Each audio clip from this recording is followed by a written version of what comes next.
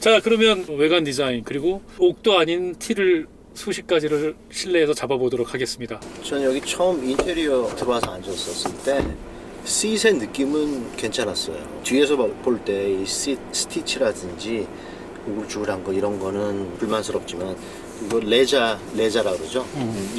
PU 레더 이거를 굉장히 많이 쓴 것 같아요. 인테리어 전체 느낌은 아까도 얘기한 것처럼 그냥 베이직한 렌트카 잘 어울릴 정도. 조금 디테일을 주기 위해서 앞에 대시보드 있는데 에다가 우드 트림을 넣은 거, 진짜 우드는 아니지만 물론 저 우드 트림을 넣은 거 오케이, 그것까지는 이해가 가겠어요. 그 밑에 뭐 비싸 보이진 않지만 세팅 크롬이 들어간. 그런데 한 가지 깜짝 놀란 게 옆에 사이드 도어 패널에 밑에 부분 저기 윈도우 스위치 있는 쪽을 보시면 거기는 갑자기 플라스틱으로 카본 느낌이 나게 집어넣은 거. 미터 클러스터 있죠. 옆에 조금 보일 듯 말 듯한 보이죠. 네, 그 정도만 카본 느낌이 나는 플라스틱 패턴을 집어넣은 거. 근데 그거는 우드 트림하고 상당히 잘 안 어울리는 것 같아요. 근데 스티어링 휠은 D컷 스티어링 휠 좀 스포티하고 아까 이제 그립감도 잡았었을 때 느낌은 괜찮아요. 그런데 미터 클러스터 저 게이지들이 오른쪽에 보면 그러니까 압축비가 올라갔다 내려갔다 하는 거 저게 아까 올리막으로 올라갈 때는 파워 쪽으로 그 게이지가 올라가고 내리막길 같은 데는 에코 쪽으로 가는데 저걸 굳이 꼭 저렇게 보여줄 필요가 있을까라는 생각이 들었고, 여기 속도계를 보면 킬로미터하고 마일이 같이 표현이 되어 있거든요. 그래서 굉장히 숫자가 많아서 복잡해 보이는 그런 느낌이 있어요. 여기서 이제 빌드 퀄리티를 조금 이야기를 하면 앞에 대시보드에 있는 플라스틱은 좀 소프트한 플라스틱이죠. 한번 이렇게 눌러보시면 그렇죠. 그 밑에는 그것도 좀 소프트. 이것도 소프트. 이것도 좋은. 도어 트림 한번 보세요. 소프트하죠. 살짝. 그런데 리어 도어 트림은 하드예요. 네, 그리고 이 옆에 도어 트림 위쪽에서 플라스틱이 가서 대시보드 위쪽까지 쭉 연결하는데 스피커 그릴도 있고 연결하는 게 여러 가지 파트로 나눠져 있는데 그게 에칭이라 그러거든요. 페인팅을 하지 않고도 광택을 죽이는 그런 테크닉인데 그 에칭의 퀄리티가 잘 컨트롤이 안 돼서 그런지 광택 느낌이 다 달라요. 그러니까 굉장히 복잡하게 깔끔해 보이지 않는. 그리고 앞에 그 버스 스피커 들어가는데 보면은 한쪽에 툭 튀어나와 있어요. 누르면은 들어가는데 그것도 뭐 하여튼 조립 문제인지 안에 뭐가 부러졌는지 옆에 도어 패널에 무릎으로 옆을 살짝 눌러보세요. 쑥쑥 들어가는 거 보고서 깜짝 놀랐어요. 이건 설계가 잘못된 것 같다. 네. 뒤쪽에 거칠거칠하네요. 네, 이 플라스틱이 이것도 절단 단면이 느껴지네. 네, 이게 굉장히 날카로워서 이쪽이 심하네. 손이 양쪽이 이쪽이 더 심해요. 더 심해요? 네. 쫙딱. 난 몰랐네 이거. 이 뒤에 리어 시트를 보면 헤드레스트가 아예 붙어 있는 버켓 시트처럼 붙어 있어요. 소프트하긴 해요. 그런데 황 대표님 말씀하신 대로 가격을 낮추기 위해서 굉장히 우리나라 시장에서는 소비자들이 이런 걸 보면 자기 살 깎아먹는 것 같은 여기도 그런 보세요. 느낌을 많이 플라스틱 커팅 라인이 그냥 보이잖아요. 여기도 그렇고. 네. 그리고 이거 저기 선바이저 있죠? 슬라이딩 바이저라고 써 있잖아요. 이게 그래서 슬라이딩이 된다라는 거. 그거를 아주 친절하게 써놨더라고요. 그게 슬라이딩. 그게 왜요? 아니 아마 미국 소비자한테는 이게 굉장히 어떤 혜택을 주는 것 같은 느낌을 글씨로 써놓고 보여주는 것 같아요. 근데 슬라이딩 바지 써 있는데 어제 르노 삼성 써 있었지. 슬라이딩 바이저였어요. 써 있었어요? 사람들이 모를까봐 그렇게 써. 이걸 아예 아예 같은 부품을 쓰는 것 같아요. 이거 걔네랑. 조명 들어간 것도 똑같고. 걔네랑 같은 걸 쓴 것 한번 같아. 써보세요. 옆으로 해갖고. 그러니까 이렇게 쓰거나 뭐 이렇게 쓰거나. 잘 만들었네 그거는. 여기 뭐 조그만 거지만 이것도 아주 마음에 안 들어. 이거 한번 말씀해 보시죠. 뭐 저 어떻게 얘기를 해요? 이거 아주 기본적으로 트럭에도 없는 것 같은. 이거 안에 뭐 이렇게 딱 지지할 수 있는 무슨 고무 혀 같은 게 있으면 그나마 버티겠는데 아까도 오면서 놓고 보니까 자꾸 이렇게 놀더라고 안에서 덜그럭거리고 이런 게 너무 코스트 절감의 목적을 두다 보면 이런 조그만 그 퀄리티를 희생할 수밖에 없는 거죠. 이게 은근히 불편해요. 이게 조금 움직여서. 인테리어에도 V자를 많이 넣긴 넣더라고요. 스티어링 휠에도 그렇고 앞에 여기 그 세팅 크롬도 그렇고 하다못해 이 저기 나부. 라디오 밑에 아니면 이 기어 납 밑에도 V자 같이 보이게 하고 스포츠 모드가 여기 있습니다. 스포츠 모드가 진짜. 그러니까 스포츠 모드를 진짜 아주 수줍게 집어넣었어요. 네, 별로 쓸 필요가 없다는 걸 얘기해 주는 네. 것 같아요. 그렇게 익사이팅하지 않아요? 렌트카에서 이거 통풍 시트 없죠? 네, 없습니다. 렌트카에서 하이브리드 없고. 그냥 옵션 100개만 더 집어넣어서 아닌 것처럼 아닌 것처럼? 보이려고 하는 느낌. 이 내비게이션 있는 것도 덜렁덜렁하죠 좀. 이것도 이게 뭐야 이게? 이게 안에도 그냥 부직포로 그냥. 이게 대중 중형 세단으로서는 이제 또 독특하게 사륜구동이 있어서 이렇게 센터 터널도 올라와 있는 아니, 한국에는 사륜구동 모델이 나오진 않지만 사륜구동 치고는 센터 터널이 그렇게 높지 그쵸, 않은 그게, 편이에요. 예. 근데 뒤에 레그룸이라든지 헤드룸. 헤드룸, 숄더룸, 숄더룸 힙룸, 충분해요. 이거는 나쁘지 않아요. 패밀리 세단로서는 딱 적당한 수준인 것 같아요. 더 크면 오히려 불안정할 것 같은데 미니밴 탄 것처럼. 저는 이 알티마의 V 모션이라고 하는 앞에 전에보다 더 밑으로 내려갔죠. 이 크롬으로 된 V자 같은 앞에 이런 어떤 캐릭터라든지 이런 걸 보면은 렉서스하고 비교를 하면 닛산은 그냥 그래픽으로 렉서스 같은 경우에는 3디멘셔널하게 자기네 캐릭터를 이제는 조금 굉장히 강하게 가지고 가는데 닛산은 그냥 그래픽으로만 표현을 하는 것 같은 느낌. 저는 엑스테리어에 있어서 전체적인 느낌은 뭐 스포티하고 선도 다이나믹하고 날카롭게 한 부분들 그렇게 나쁘지 않아요. 사이드 프로파일에 있어서 옆에서 봤었을 때 프로포션도 불편하지 않고. 그런데 A필러에서부터 쭉 올라가서 C필러까지 내려갔죠. 요새는 이거 많이 하죠. 이게 전에는 C필러가 이렇게 연결이 됐는데 이제는 여기 중간에 끊는 차들 뭐 우리나라에서 나오는 레이도 그렇고 티볼리도 그렇고 이렇게 끊는 차들이 많이 있는데 이 느낌을 보면은 여기서 이렇게 끊어지는 거 처음에 나왔던 K5부터 크롬으로 해가지고 나오는 그런 거 비슷한 느낌. 그렇게 불편한 부분은 없어요. 그런데 앞에 후드에 들어가는 파킹 라인 같은 걸 보면 보통 디자인하는 데 있어서 이런 바디 캐릭터가 지나가는 이런 스트롱한 캐릭터가 지나가는 데다가 파킹을 하지 않는 이유가 여기에다가 집어넣으면은 여기 보시다시피 갭이 굉장히 커져요.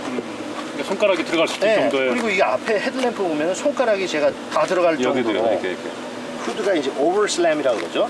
이걸 쾅 닫으면 원래 후드는 닫아놓고 누르는 게 아니라 그럼 철판이 찌그러지거든요. 그래서 이렇게 딱 놓으면은 착 닫히는 그런 오버슬램이라고 그러는데 그렇게 할 때 내려갔다 올라오기 때문에 램프를 살짝 파주기는 하죠. 이것도 파주긴 했어요. 그런데 여기서부터 캐릭터 연결하고 뭔가 이게 퀄리티가 손가락이 다 들어갈 정도의 근데 이렇게 되면은 사실은 노이즈가 굉장히 많이 나요. 이렇게 그렇죠. 얇은 부분에 공기가 많이 지나가는데 씩한 소리가 나는데 안에서는 별로 들을 수 없었는데 그런 부분들이 조금 거슬리는 부분. 그리고 이 범퍼에 벌 라인이라고 그러는데 그 두 개의 사출물이 만났었을 때 라인이 생기는 거 그런 게 밖에 다 보이게 하는 거. 근데 이거는 솔직히 말해서 조금 신경을 많이 안 쓴 그런 느낌이 들어요. 테일램프 같은 경우에는 뒤에는 뭐 전혀 LED를 쓰지 않은 것 그렇지만 각이라든지 플라스틱이 두께가 느껴지게 하는 거 그거는 나름대로 잘 처리를 한 것 같아요. 각을 지게 해서 공기 역학을 더 좋게 하는 부분입니다. 그런데 이 뒤에 정리어에서 보면 뒤에서 보면 램프가 들어간 부분이 이건 백업 램프잖아요. 백업 램프가 아마 한쪽은 유럽 같은 데는 아마 이게 나간다면 한쪽은 포그로 쓰고 한쪽은 백업 램프 후진 등으로 쓸 텐데 그런 부분들이 갑자기 나중에 그냥 딱 하나 붙여놓은 것 같은 느낌? 연결성이 조금 없는 그런 느낌입니다. 원가 절감하느라고 보통 LED를 해서 화려하게 장식을 하는데 뒷모습이 이렇게 따라가면서 보니까 중요하다고 그러잖아요. 이건 지금도 전구를 넣어서 굉장히 구식으로 보이거든요. 광도도 떨어지고 왜 이렇게 역시 원가 절감의 상처가 아닌가. 맞아요. 사실 LED가 요새는 가격이 많이 좀 내려가긴 했지만 LED가 아직까지 조금 그냥 벌브 타입보다는 좀 비싼 부분이 있는데 근데 사실 저도 GM에서 크루즈를 할 때도 LED를 집어넣어야 된다고 얘기를 했는데 미국 사람들은 그걸 잘 이해 못해요. 왜 LED를 넣어야 돼? 그러니까 뭐 불 잘 들어오면 됐지. 그러니까 이게 우리나라 소비자하고 조금 그렇죠. 생각하는 게 차이가 있긴 하는 것 같아요. 트렁크 이렇게 딱 열었었을 때는 별 문제가 없는 것 같아요. 그런데 여기 구스넥이라고 그러죠. 구스넥, 이게 말이 안 되는 거죠. 구스넥 이게. 커버가 이렇게 덜렁덜렁하는 거 이런 거. 근데 이 또 밑에 트렁크 카펫을 보면 알티마 딱 써 있어요. 깔끔하게 뭐 하여튼. 뭐 신경 썼네? 라고 하는데 이 카펫부터 좀 너덜너덜한 것 같아요. 예. 그리고 습기 먹은 것 같은. 황 대표님이 이거 열어보셨을 때 저도 깜짝 놀란 게 이거 보세요. 애 기저귀 같은. 진짜 이거 근데 이거 그거거든요. 소음 잡아주는 거 인슐레이션. 인슐레이션인데 예. 이걸 어떻게 이렇게 싸게 만들었을까? 노숙자 담요 같아. 진짜 이건 그리고 이것도 보세요. 이거 해놓은 거 보세요. 이거 칠해놓은 거 보세요. 실을 해놓은 이쪽은 거를. 이렇게 해놓고 이쪽은 빗나갔어 실이. 이거 뒤집어가지고 아이 그 기저귀 갈아주라고 만든 용도 아닐까요? 근데 여기 이 레버가 있잖아요. 당기는 뒷좌석이 올라간다는데 저거. 이렇게 네, 맞아요. 당기면 넘어가요. 젖혀질 수 있게 하는. 이거는 좀 색다르긴 해요. 다른 차들은 위에 저 시트에 이렇게 저 레버가 있는데 이런 거는 뭐 안전에 문제 없을까요? 이 정도면 제가 보기에는 괜찮아요? 소나타에 비하면 훨씬 괜찮아요. 괜찮아요. 또 한 가지 리어 도어 있죠. 여기 옆에 리어 도어를 보면은 리어 도어 이 파팅이라고 하죠. 파팅은 이렇게 디자이너들은 항상 하고 싶어해요. 꺾이지 않게 이렇게 해서 한번 꺾이면은 엔지니어링이랑 디자인에서는 dog leg라 그래요. 왜냐하면 개다리. 이거를 이렇게 한번 꺾으면 이 모양이 강아지 뒷다리처럼 다리. 보이거든요. 그래서 맞아요. dog leg라 그러는데 이거를 이제 하나로 깔끔하게 내려오는 거. 그거는 좋은데 저는 리어 도어 사이즈를 보고 깜짝 놀랐어요. 와, 1990년대 중반에 세앗이라는 스페인 차에서 나오는 톨레도라는 차가 있었는데 그 차가 이 리어 도어의 사이즈가 굉장히 길었거든요. 그래서 컴플레인이 사실 되게 많았어요. 왜냐하면 이 도어가 길면 사람이 열면은 배에 걸리는 거예요. 뭐 제가 배가 좀 나와서 그런지 모르지만 이게 걸려. 그래서 이걸 열고 뒤로 갔다가 다시 타야 돼요.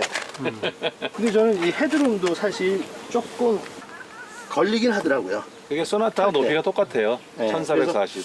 네, 역시 패스트백으로 만들면 이런 부분은 조금 불리해지는구나 라는 생각이 들고 하여튼 미국에서는 뭐 차들도 크고 그래서 주차장에 그 면적도 넓기 때문에 별 문제가 안 되지만 우리나라에서는 좁은데 세워놓고 타고 내리기가 굉장히 힘들 것 불편한 같아요. 거죠. 네. 도화가 작아야 좀 더 열릴 거 아니에요. 네.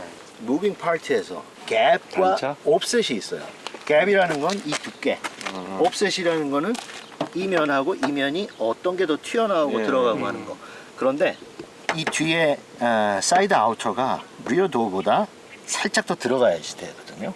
정확하게 하자면. 왜냐하면 바람이 오고 먼지 같은 게 이게 더 뒤에 사이드 아우터가 튀어나와 있으면 여기에 다 쌓이거든요. 달라붙는, 네. 그래서 사실 이 소음도 그렇고 갭을 살짝 반대로 줘야 되는데 이건 어떻게 거꾸로 돼 있어요. 그래서 그거는 조립 퀄리티 아닌가요? 조립 퀄리티도 있을 수 있어요. 근데 네. 처음에 생산할 때부터 전 컨트롤을 해야지 되는데 그게 좀 잘 안 된 것 같은 느낌? 이게 앞에 제가 운전을 하면서 OSRBM이라고 하는 사이드 미러로 보면은 이 부분이 하이라이트가 쫙 보이더라고요. 운전할 때 보면. 더 튀어나온. 예. 일부러 그럴 리는 없고. 미국 소비자가 여기 보시면 이 철판하고 이 글라스 있는데 옆에서 보면은 네. 이게 살짝 더 내려가 있죠. 내려가 있어요. 이게 옵셋이거든요. 그게 옵셋이다. 이걸 이거지. 이렇게 하는 옵셋이 맞는 건데 이거는 반대다, 이거지. 복스바겐 같은 데서는 완전히 진짜 실패작 옵셋이라고 할 수 있는 정도. 이거는 저것 때문에 넣네요. 쿼터 이제 충전. 네, 이것 때문에. 한때 사본 BMW 5 쓰니까 이거 안 넣어가지고 투어 등급 나왔고. 이건 여기도 오늘 스테빌라이저 말을 집어넣고 나와요. 파워에 미국서 만든 일본차 닛산 알티마 평가 좀 해주시죠. 한 줄 평 코너입니다. 렌트카로서 그냥 효율 좋게 조용하게 탄다는 거기에는 맞는 것 같아요. 그러나 닛산 알티마 그 전에 블루버드까지의 그 역사를 아는 사람으로서는 어떻게 닛산의 알티마가 원가 절감의 세월에 밀려서 여기까지 왔나 씁쓸하네요. 끝. 뭐 한 줄 평이니까 2열은 잘 모르겠지만 적어도 1열에 조수석까지 저중력 시트의 매력, 일단 착자감 굉장히 푹신하다기보다 피부에 어떤 무리를 주지 않는 좋은 시트가 장점인 것 같고요. 자동차의 중형 세단, 프리미엄이 아닌 대중 브랜드가 가질 수 있는 중형 세단의 기본, 그냥 적당한 버튼과 기능과 편의장치, 소음을 잘 억제하고 적절히 밟으면 달려주고 잘 서주고 그런 기본기에는 아주 훌륭한 차인 것 같아요. 거기다 CVT와 2.0 터보의 결합으로 꽤 괜찮은 두 자릿수의 연비를 실주행에서도 끌어낼 수 있는, 미국에서 만든 차다 보니까 그런 아까 말씀하신 대로 라이프 스타일을 연관 지을 수 있는 차는 아닌, 기본기는 좋지만 여러 가지 미국인에게 맞는 차다.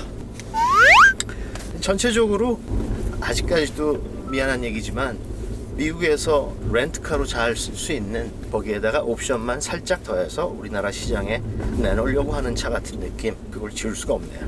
이게 놀라운 게 어코드 2.0 터보, 소나타 2.0 터보는 다 연비가 10.8, 뭐 10.7인데 얘는 12.2야. CVT의 매력이라는 건데 매칭에 연비가 좋은 차, 그런 확실한. 미국 소비자들이 차의 기본기는 굉장히 따지는데 뭐 버튼, 실내 편의장치, 아기자기한 마무리, 뭐 섬세한 디테일 이런 거보단 근데 진짜, 그게 네. 저 70년대 80년대 미국 차를 잡을 때 일본 차의 특징이었거든요. 근데 그런 일본 차들이 이제 미국 가서 개발되고 만들면서 미국화돼 버린 거죠. 이제 그렇죠. 기본기는 말리부하고 좀, 네. 말리부하고 별 차이가 없다는 거 아니에요. 말리부도 언더바디 튼튼하죠. 그럼요. GM이니까 탄 사람은 다 만족한다고 들었는데 이게 이제 미국화가 돼버린 것 같아, 이 알티마도. 근데 뒤에 앉아가기가 지금까지 타본 전륜 구동 가운데 제일 낫지 않은가 싶어요. 이 시트도 뒤에 허리 부분을 다 단단하게 받쳐주고 좋아요.